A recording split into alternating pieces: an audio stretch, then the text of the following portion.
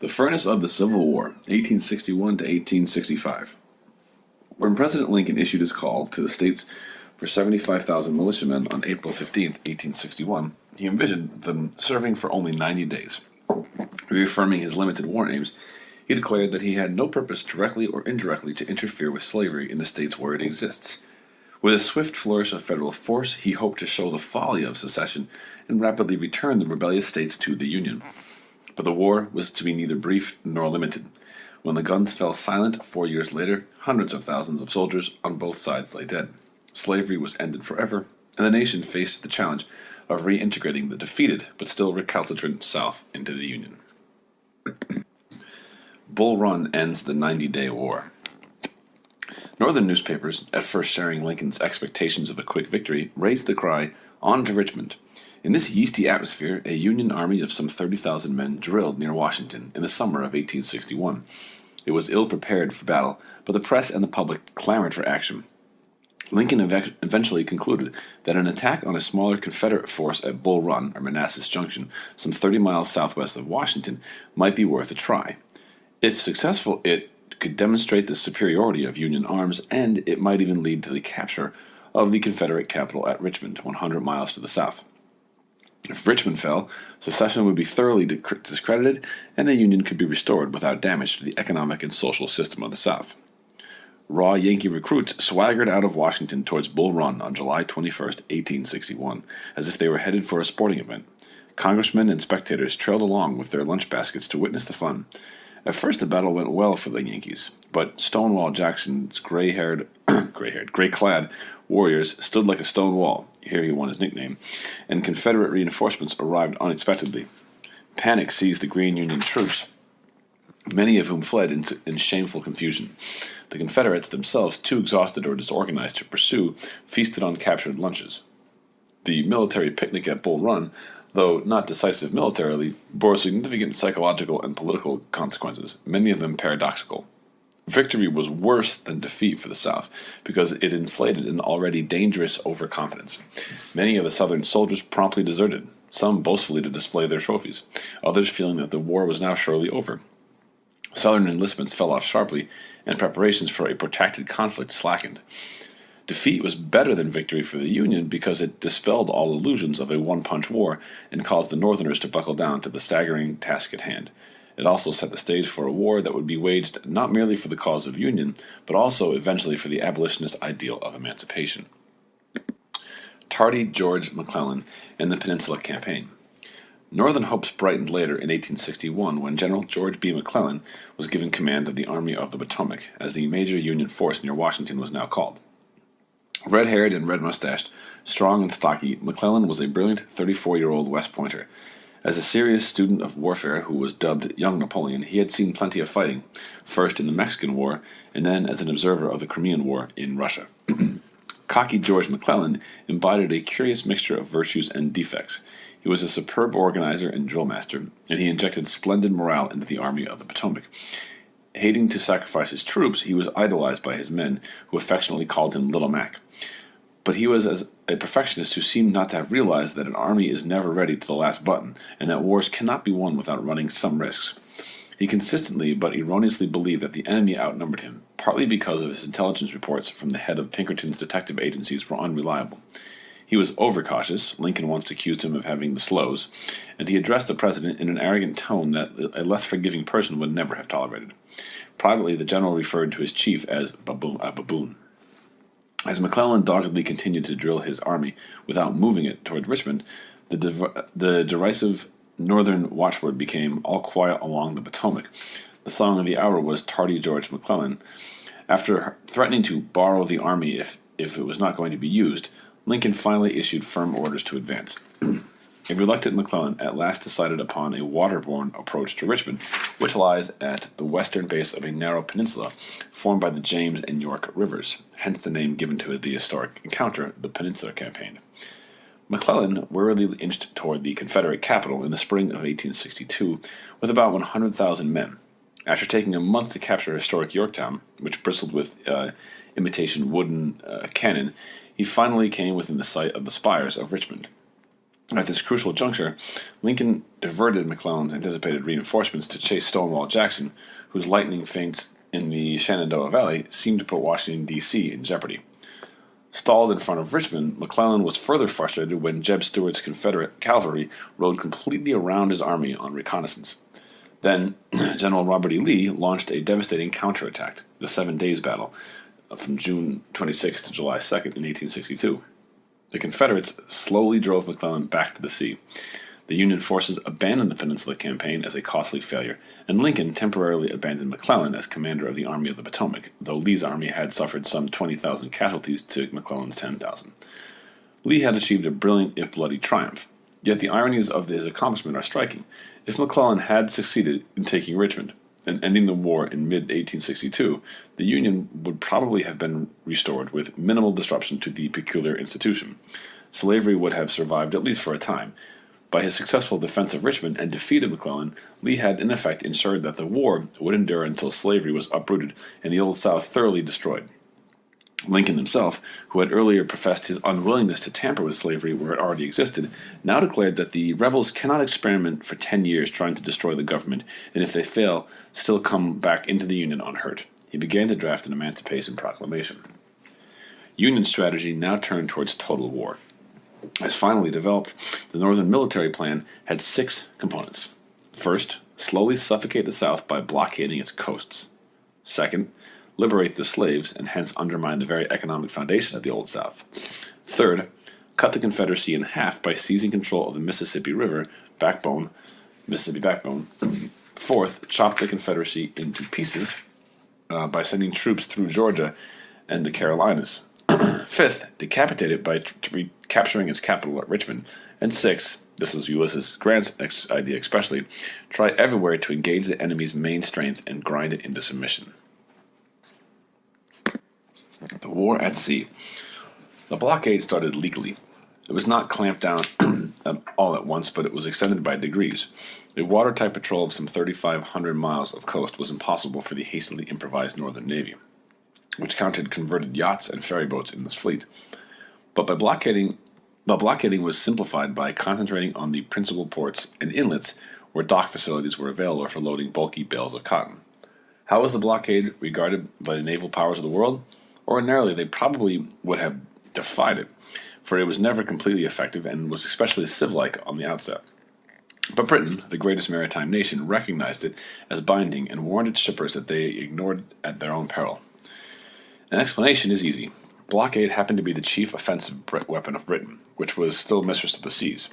Britain plainly did not want to tie its hands in a future war by insisting that Lincoln maintain the impossibly high blockading standards.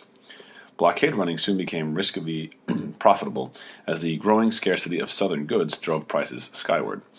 The most successful blockade runners were swift, gray-painted steamers, scores of which were specially built in Scotland.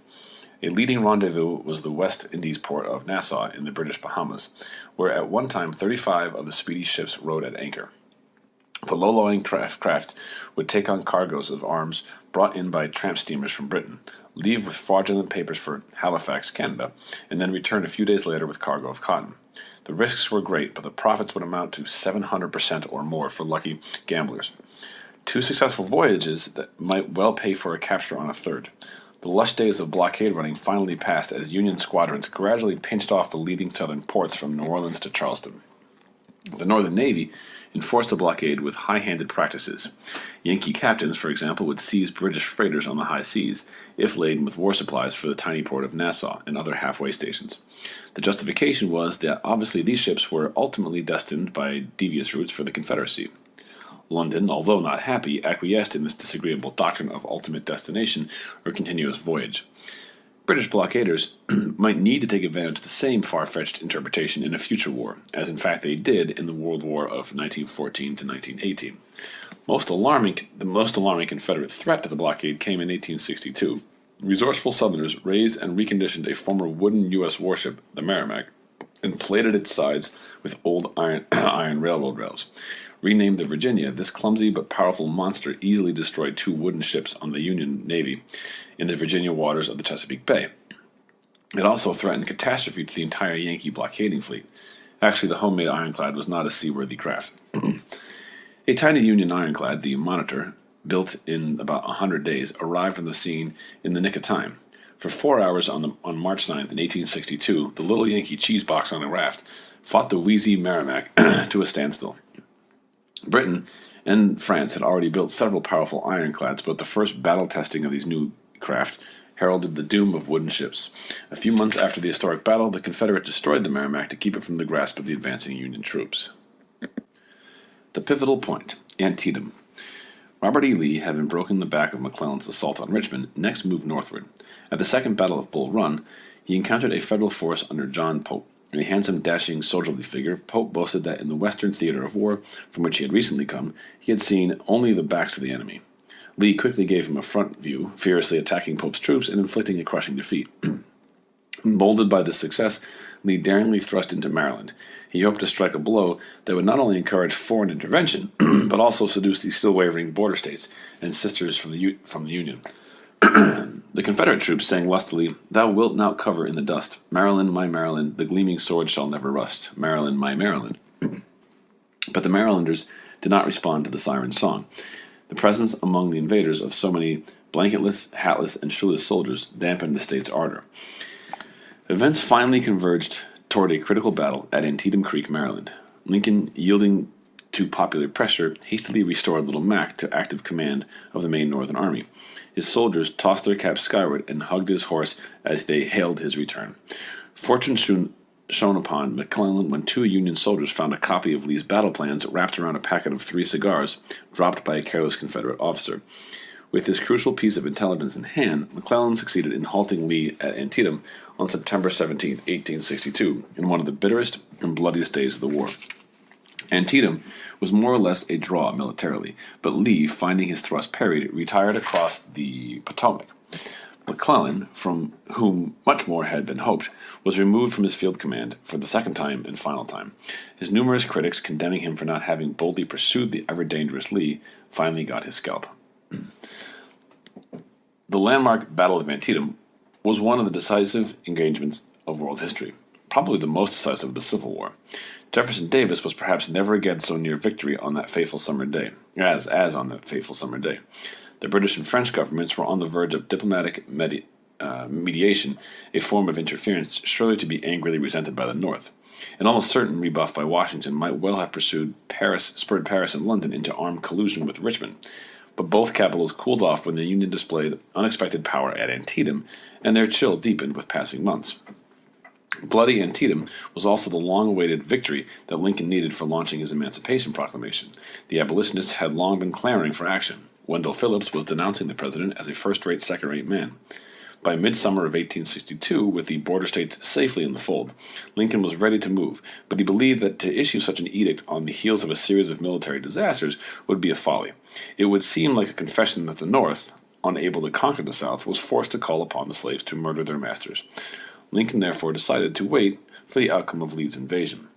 Antietam served as a needed emancipation springboard. The halting of Lee's offensive was just enough of a victory to justify Lincoln's issuing, on September 23, 1862, the preliminary Emancipation Proclamation. This hope-giving document announced that on January 1, 1863, the president would issue a final proclamation. On the scheduled date, he fully redeemed his promise, and the Civil War became more of a moral crusade as the fate of slavery and the South it had sustained was sealed.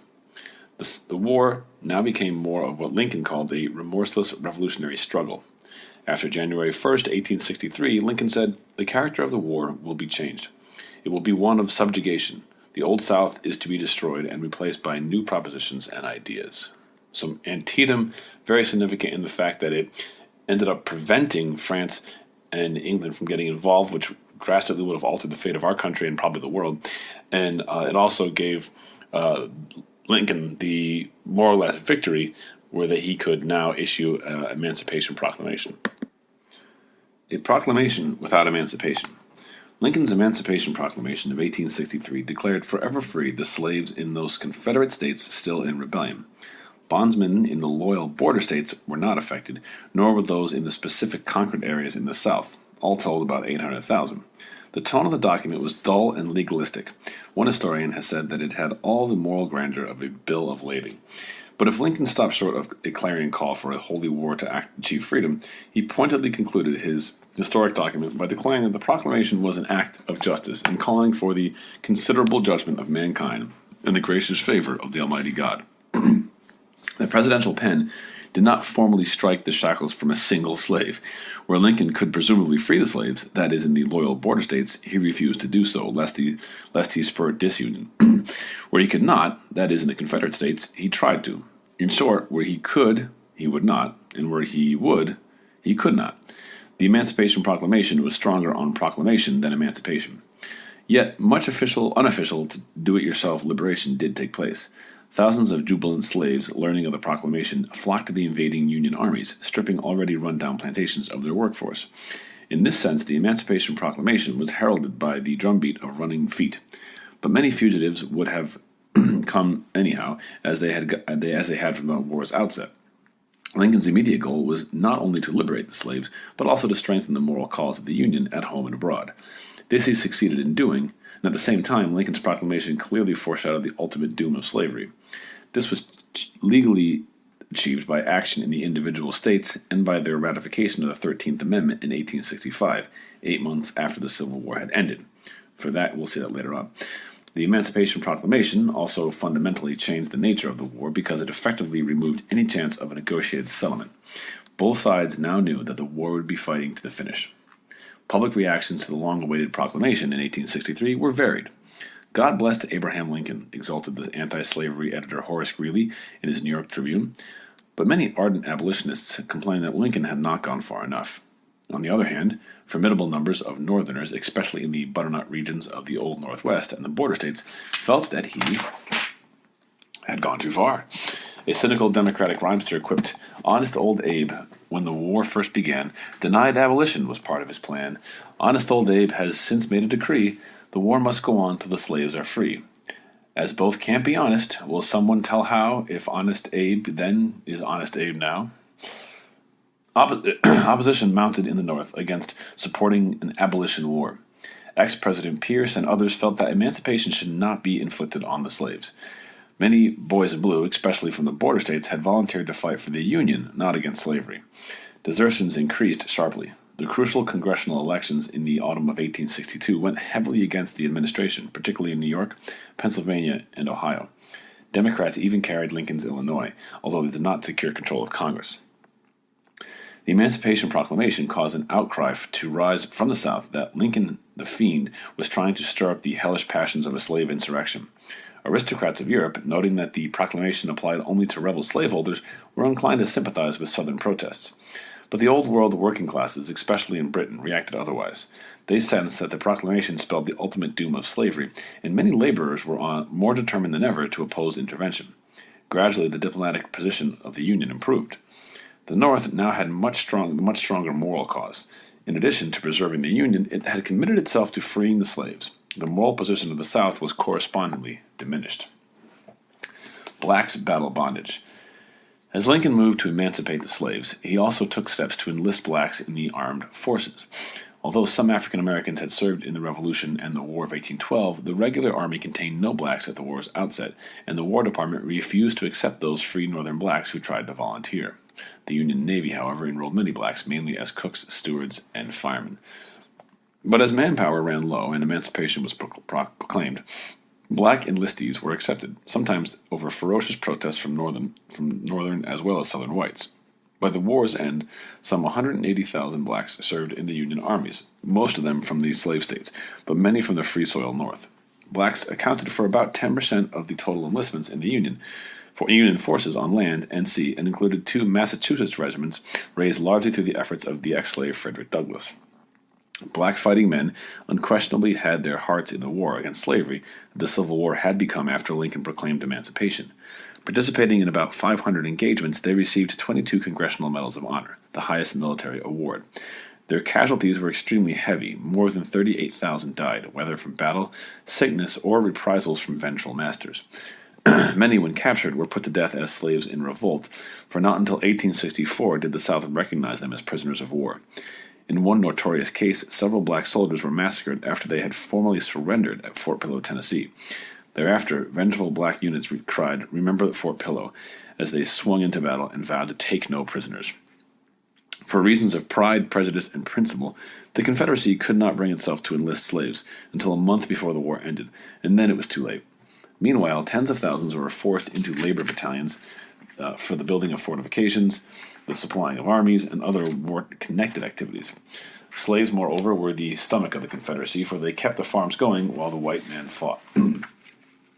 Ironically, the great mass of Southern slaves did little to help their Northern liberators, white or black. The 1,000 scattered torches in the hands of 1,000 slaves would have brought the Southern soldiers home, and the war would have ended. Through the grapevine, the blacks learned of Lincoln's Emancipation Proclamation. The bulk of them, whether because of fear, loyalty, lack of leadership, or strict policing, did not cast off their chains, but tens of thousands revolted with their feet when they abandoned their plantations upon the approach or arrival of Union armies, with or without Emancipation Proclamations. About 25,000 joined Sherman's march through Georgia in 1864, and their presence in such numbers created problems of supplies and discipline. Lee's last lunch at Gettysburg. After Antietam, Lincoln replaced McClellan as commander of the Army of the Potomac with General A.E. Burnside, whose ornate side whiskers came to be known as Burnsides or sideburns. Protesting his unfitness for this responsibility, Burnside proved it when he launched a rash frontal attack on Lee's strong position at Fredericksburg, Virginia, on December 13, 1862. A chicken could not have lived in the line of fire, remarked one Confederate officer. More than 10,000 Northern soldiers were killed or wounded in Burnside's slaughter pen. A new slaughter pen was prepared when General Burnside yielded his command to Fighting Joe Hooker, an aggressive officer but a headstrong subordinate. At Chancellorsville, Virginia, May 2nd to 4th, 1863, Lee daringly divided his numerically inferior force and sent Stonewall Jackson to attack the Union flank. The strategy worked. Hooker, temporarily dazed by a near hit from a cannonball, was badly beaten but not crushed. This victory was probably Lee's most brilliant, but it was dearly bought. Jackson was mistakenly shot by his own men in the gathering dusk and died a few days later. "I have lost my right arm," lamented Lee. Southern folklore relates how Jackson outflanked the angels while galloping into heaven. Lee now prepared to follow up his stunning victory by invading the North again, this time through Pennsylvania. A decisive blow would add strength to the noisy peace plotters in the North and would also encourage foreign intervention, still a Southern hope. 3 days before the battle was joined, Union General George G. Meade, scholarly, unspectacular, abrupt, was aroused from his sleep at 2 a.m. with the unwelcome news that he would replace Hooker. Quite by accident, Meade took his stand atop a low ridge flanking a shallow valley near quiet little Gettysburg, Pennsylvania. There, his 92,000 men in blue locked in furious combat with Lee's 76,000 gray-clad warriors. The battle seesawed across the rolling green slopes for 3 agonizing days, July 1st through 3rd, 1863, and the outcome was in doubt until the very end. The failure of General George Pickett's magnificent but futile charge finally broke the back of the Confederate attack and broke the heart of the Confederate cause. Pickett's charge has been called the high tide of the Confederacy. It defined both the northernmost point reached by any significant Southern force and the last real chance for the Confederates to win the war. As the Battle of Gettysburg raged, a Confederate peace delegation was moving under the flag of truce toward the Union lines near Norfolk, Virginia. Jefferson Davis hoped his negotiators would arrive in Washington from the south just as Lee's triumphant army marched on it from Gettysburg to the north.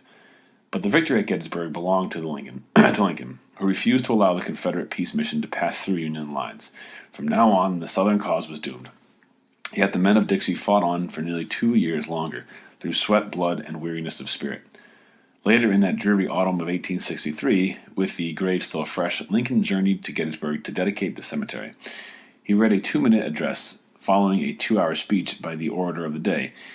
Lincoln's noble remarks were branded by the London Times as ludicrous and by the Democratic editors as dishwatery and silly. The address attracted relatively little attention at the time, but the president was speaking for the ages. The War in the West. Events in the Western theater of the war at last provided Lincoln with an able general who did not have to be shelved after every reverse. Ulysses S. Grant had been a mediocre student at West Point, distinguishing himself only in horsemanship, although he did fairly well at mathematics. After fighting incredibly in the Mexican War, he was stationed at isolated frontier post where boredom and loneliness drove him to drink. Resigning from the army to avoid a court-martialed for drunkenness, he failed at various business ventures, and when war came, he was working in his father's leather store in Illinois for $50 a month. Grant did not cut much of a figure. The shy and silent shopkeeper was short, stooped, awkward, stubble-bearded, and sloppy in dress. He managed with some difficulty to secure a colonelcy in the Volunteers. From then on, his military experience, combined with his boldness, resourcefulness, and tenacity, catapulted him on a meteoric rise. Grant's first signal success came in the Northern Tennessee Theater. After heavy fighting, he captured Fort Henry and Fort Donelson on the Tennessee and Cumberland Rivers in February 1862. When the Confederate commander at Fort Donelson asked for terms, Grant bluntly demanded an unconditional and immediate surrender. Grant's triumph in Tennessee was crucial. It not only riveted Kentucky more securely to the Union, but also opened the gateway to the strategically important region of Tennessee, as well as to Georgia and the heart of Dixie. Grant next attempted to exploit his victory by capturing the junction of the main Confederate north-south and east-west railroads in the Mississippi Valley at Corinth, Mississippi. But a Confederate force foiled his plans in a gory battle at Shiloh, just over the Tennessee border from Corinth, on April 6 and 7, 1862. Though Grant successfully counterattacked, the impressive Confederate showing at Shiloh confirmed that there would be no quick end to the war in the West. Lincoln resisted all demands for the removal of unconditional surrender Grant, insisting, "I can't spare this man, he fights." When talebearers later told Lincoln that Grant drank too much, the president allegedly replied, "Find me the brand, and I'll send the barrel to each of my other generals." There is no evidence that Grant's drinking habits seriously impaired his military performance. Other Union thrusts in the West were in the making. In the spring of 1862, a flotilla commanded by David Farragut joined with the Northern Army to strike the South a blow by seizing New Orleans. With Union gunboats both ascending and descending the Mississippi, the eastern part of the Confederacy was left with a jeopardized back door. Through this narrowing entrance between Vicksburg, Mississippi, and Port Hudson, Louisiana, flowed herds of vitally needed cattle and other provisions from Louisiana and Texas. The fortress of Vicksburg, located on a hairpin turn of the Mississippi, was the South's sentinel protecting the lifeline to the western sources of supply. General Grant was now given command of the Union forces attacking Vicksburg, and in the teeth of grave difficulties displayed rare skill and daring. The siege of Vicksburg was his best-fought campaign of the war. The beleaguered city at length surrendered on July 4, 1863, with the garrison reduced to eating mules and rats. 5 days later came the fall of Port Hudson, the last southern bastion on the Mississippi River. The spinal cord of the Confederacy was now severed, and in Lincoln's quaint phrase, the father of waters at last flowed unvexed to the sea. The Union victory at Vicksburg came the day after the Confederate defeat at Gettysburg. The political significance of these back-to-back military successes was monumental. Reopening the Mississippi helped to quell the Northern peace agitators in the butternut area of the Ohio River Valley. Confederate control of the Mississippi had cut off that region's usual trade routes down the Ohio-Mississippi River system to New Orleans, thus adding economic pain to that border section's already shaky support for the Abolition War. The twin victories also conclusively tipped the diplomatic scales in favor of the North, as Britain stopped delivery of the Laird rams to the Confederates, and as France killed a deal for the sale of 6 naval vessels to the Richmond government. By the end of 1863, all Confederate hopes for foreign help were irretrievably lost. Sherman scorches Georgia. General Grant, the victor of Vicksburg, was now transferred to the East Tennessee Theater, where Confederates had driven Union forces from the battlefield at Chickamauga into the city of Chattanooga, to which they had then laid siege. Grant won a series of desperate engagements in November 1863 in the vicinity of besieged Chattanooga, including Missionary Ridge and Lookout Mountain, the battle above the clouds. Chattanooga was liberated, the state was cleared of Confederates, and the way was thus opened for an invasion of Georgia. Grant was rewarded by being made general-in-chief. Georgia's conquest was entrusted to General William Tecumseh Sherman. Red-haired and red-bearded, grim-faced and ruthless, he captured Atlanta in September 1864 and burned the city in November of that year. He then daringly left his supply base, lived off the country for some 250 miles, and weeks later emerged at Savannah on the Sea. A rousing northern song, Marching Through Georgia, put it, "Sherman's dashing Yankee boys will never reach the coast, so the saucy rebels said, ain't 'twas a handsome boast."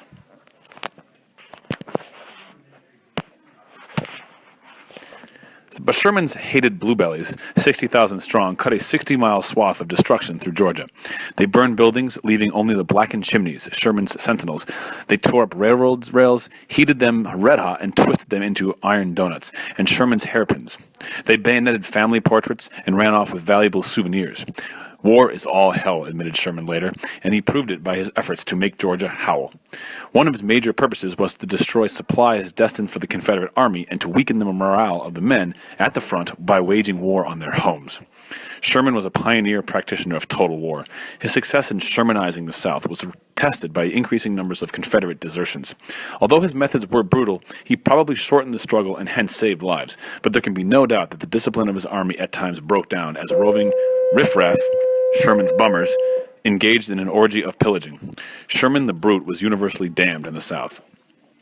After seizing Savannah as a Christmas present for Lincoln, Sherman's army veered north into South Carolina, where the destruction was even more vicious. Many Union soldiers believed that this state, the hellhole of secession, had wantonly provoked the war. The capital city, Columbia, burst into flames, in all probability the hallmark of the Yankee invader. Crunching northward, Sherman's conquering army had rolled deep into North Carolina by the time the war ended. The politics of war.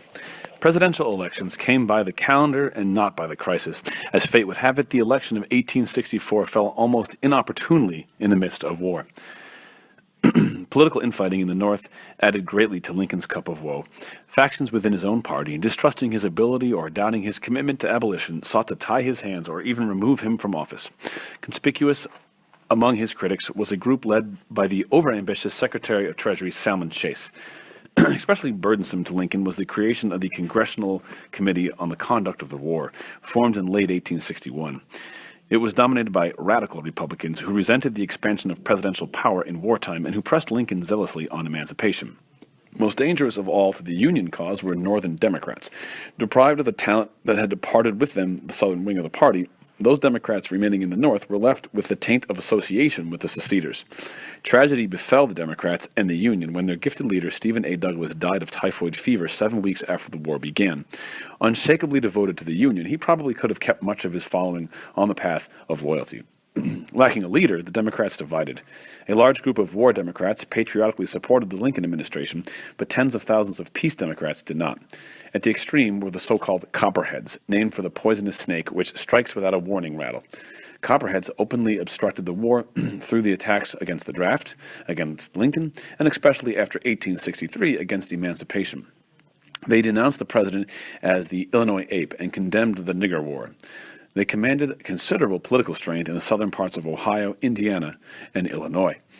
Notorious among the Copperheads was sometimes Congressman from Ohio, Clement L. Vallandigham. This tempestuous character possessed brilliant oratorical gifts and unusual talents for stirring up trouble. A Southern partisan, he publicly demanded an end to the wicked and cruel war. The civil courts in Ohio were open, and he should have been tried in them for sedition, but he was convicted by a military tribunal in 1863 for treasonable utterances and was then sentenced to prison. Lincoln decided that if Vallandigham liked the Confederates so much, he ought to be banished to their lines. This was done. Vallandigham was not so easily silenced. Working his way to Canada, he ran for the governorship of Ohio on foreign soil and polled a substantial but insufficient vote. He returned to his own state before the war ended, and although he defied King Lincoln and spat upon a military decree, he was not further prosecuted. The strange case of Vallandigham inspired Edward Everett Hale to write his moving but fictional story of Philip Nolan, The Man Without a Country, which was immensely popular in the North and which helped stimulate devotion to the Union. Nolan was a young Army officer found guilty of participation in the Aaron Burr plot of 1806. He had cried out in court, "Damn the United States! I wish I may never hear the United States again." For this outburst, he was condemned to a life of eternal exile on American warships. The election of 1864. As the election of 1864 approached, Lincoln's precarious authority depended on his retaining Republican support while spiking the threat from the Peace Democrats and Copperheads. Fearing defeat, the Republican Party executed a clever maneuver. Joining with the War Democrats, it proclaimed itself to be the Union Party. Thus, the Republican Party passed temporarily out of existence. Lincoln's renomination at the first encountered surprisingly strong opposition. Hostile factions whipped up considerable agitation to shelve homely old Abe in favor of his handsome nemesis, Secretary of the Treasury Chase. Lincoln was accused of lacking force, of being over ready to compromise, of not having won the war, and of having shocked many sensitive souls by his ill-timed and earthly jokes. Prince of Jesters, one journal called him. But the Ditch Lincoln move collapsed, and he was nominated by the Union Party without serious dissent. Lincoln's running mate was ex-tailor Andrew Johnson, a loyal war Democrat from Tennessee who had been a small slave owner when the conflict began. He was placed on the Union Party ticket to sew up the election by attracting war Democrats and the voters in the border states, and sadly with no proper regard for the possibility that Lincoln might die in office. Southerners and Copperheads alike condemned both candidates as birds of a feather, two ignorant, third-rate, boorish, backwoods politicians born in log cabins. Embattled Democrats, regular and Copperhead, nominated the deposed and overcautious war hero General McClellan. The Copperheads managed to force into the Democratic platform a plank denouncing the prosecution of the war as a failure. But McClellan, who could not otherwise have faced his old comrades in arms, repudiated this defeatist declaration. The campaign was noisy and nasty. The Democrats cried, "Old Abe, remove McClellan. We'll now remove Old Abe." They also sang, "Mac will win the Union back." The Union Party supporters shouted for Uncle Abe and Andy and urged, "Vote as you shot." Their most effective slogan, growing out of a remark by Lincoln, was, "Don't swap horses in the middle of the river." Lincoln's re-election was at first gravely in doubt. The war was going badly, and Lincoln himself gave way to despondency, fearing that political defeat was imminent. The anti-Lincoln Republicans, taking heart, started a new movement to dump Lincoln in favor of somebody else. But the atmosphere of gloom was changed electrically as balloting day neared by a succession of Northern victories. Admiral Farragut captured Mobile, Alabama, after defiantly shouting the now famous order, "Damn the torpedoes, go ahead." General Sherman seized Atlanta. General Little Phil Sheridan laid waste to the verdant Shenandoah Valley of Virginia so thoroughly that, in his words, a crow could not fly over it without carrying his rations with him. The president pulled through, but nothing more than necessary was left to chance. At election time, many Northern soldiers were furloughed home to support Lincoln at the polls. One Pennsylvania veteran voted 49 times, once for himself and once for each absent member of his company. Other Northern soldiers were permitted to cast their ballots at the front. Lincoln, bolstered by the bayonet vote, vanquished McClellan by 212 electoral votes to 21, losing only Kentucky, Delaware, and New Jersey. But Little Mac ran a closer race than the electoral count indicates. He netted a healthy 45% of the popular vote, 1,803,787 to Lincoln's 2,206,938, piling up much support in the southerner infiltrated states of the Old Northwest, in New York, and also in his native state of Pennsylvania. One of the most crushing losses suffered by the South was the defeat of the Northern Democrats in 1864. The removal of Lincoln was the last ghost of a hope of a Confederate victory, and the Southern soldiers would wishfully shout hurrah for McClellan. When Lincoln triumphed, desertions from the sinking Southern ship increased sharply.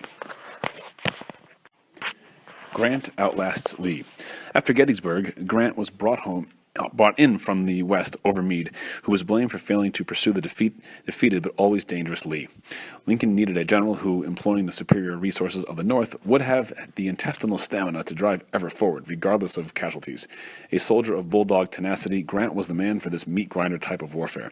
His overall basic strategy was to assail the enemy's armies simultaneously so that they could not assist one another and hence could be destroyed piecemeal.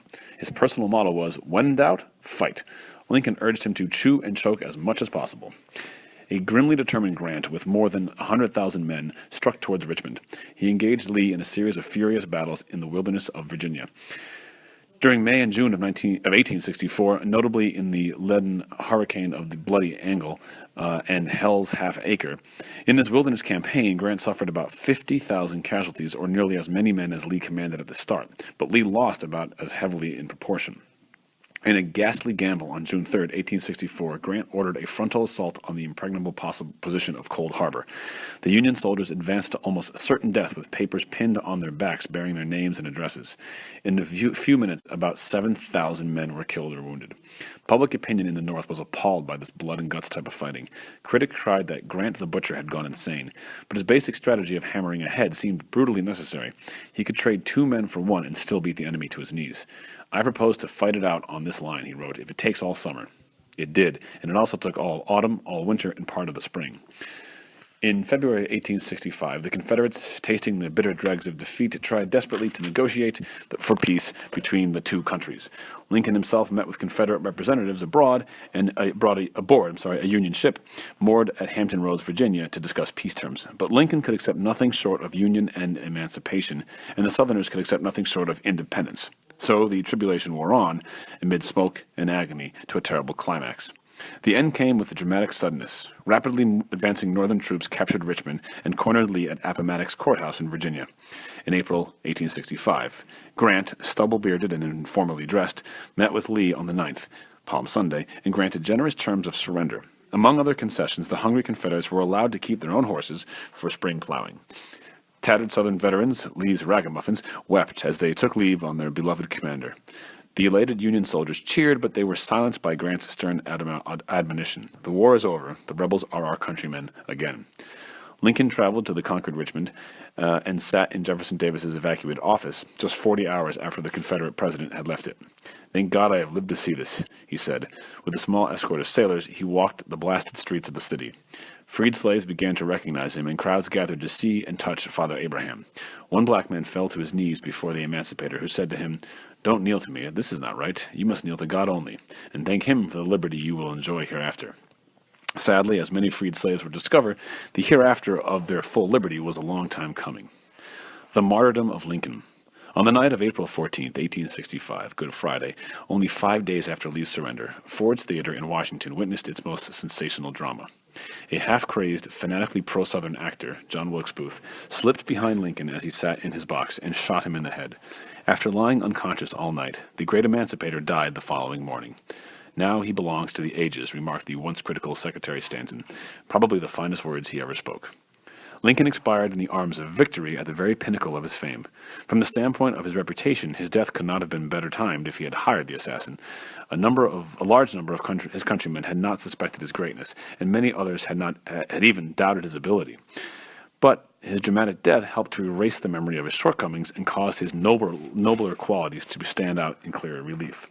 The full impact of Lincoln's death was not at once apparent to the South. Hundreds of bedraggled ex-Confederate soldiers cheered, as did some Southern civilians and Northern Copperheads when they learned of the assassination. This reaction was only natural because Lincoln had kept the war grinding on to a bitter end. If he had only been willing to stop the shooting, the South would have won. As time wore on, the increasing numbers of Southerners perceived that Lincoln's death was a calamity for them. Belatedly, they recognized that his kindliness and moderation would have been the most effective shields between them and vindictive treatment by the victors. The assassination unfortunately increased the bitterness in the North, partly because of the fantastic rumor that Jefferson Davis had plotted it.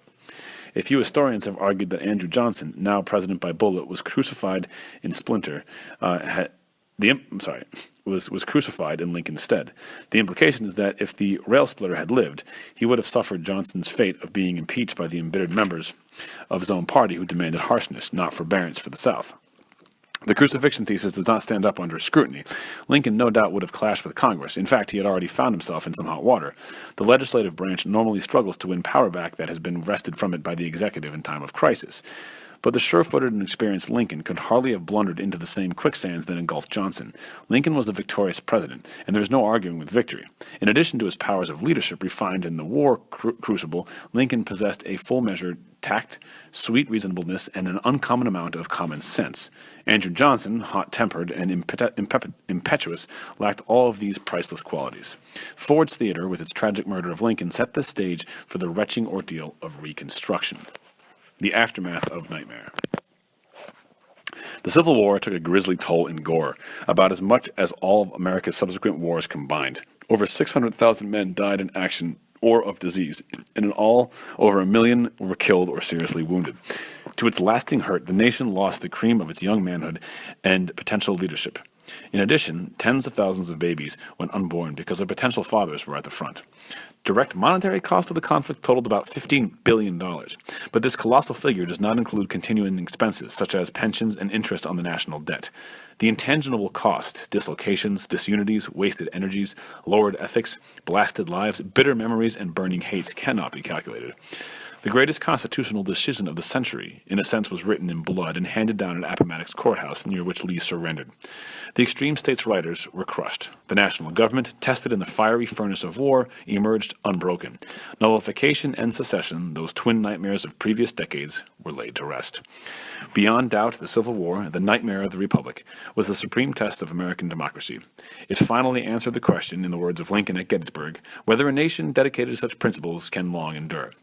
The preservation of democratic ideals, though not an officially announced war aim, were subconsciously one of the major objectives of the North. Victory for Union arms also provided inspiration to the champions of democracy and liberalism the world over. The great English Reform Bill of 1867, under which Britain became a true political democracy, was passed 2 years after the Civil War ended.